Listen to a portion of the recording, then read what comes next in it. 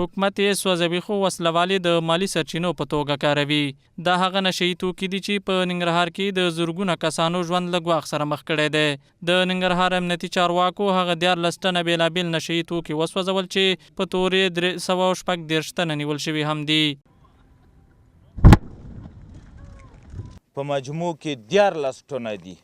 په دې 14 ټنو کې تریاک دي، هیروین دي، مورفین دي، چرس دي، مسکرات دي، کیمیاوي مواد دي، مایع کیمیاوي مواد، جامد کیمیاوي مواد، کافین، پاپاورین.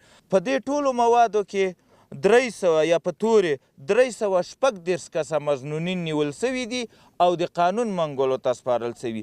د ننګرهار امنیه قومندان وایي وسلوال مخالفین د نشهیي توکو له قاچاق او کرکلي څخه د مالي سرچینو په توګه کار اخلي. زموږ د وطن دښمنانو یا د مخالفینو یا د ترورستانو تمویل او اکمالیدل تر ډیره حده پورې هغه ساحې چې ناامنه سي، هغه کوم کارکلی چې وي د هغه مخدره موادو نه دوی استفاده کوي.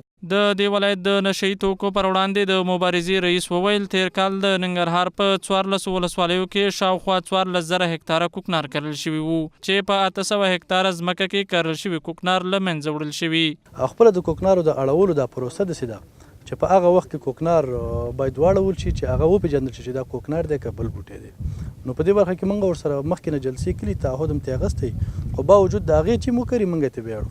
بلخوا د ننګرهار د عامې روغتیا رئیس ډاکټر نجیب الله کاموال وایي اوس مهال په دې ولایت کې 9.5 تنه په نشهیي توکو روږدي کسان درملنې ته اړتیا لري. په ننګرهار ولایت کې همدا اوس موږ 9.5 داسې ځوانان لرو چې هغه منتظر دي باید تداوي سي، خو متاسفانه بسترونو تعداد کم ده او یو مریض 45 ورځې وخت نیسي.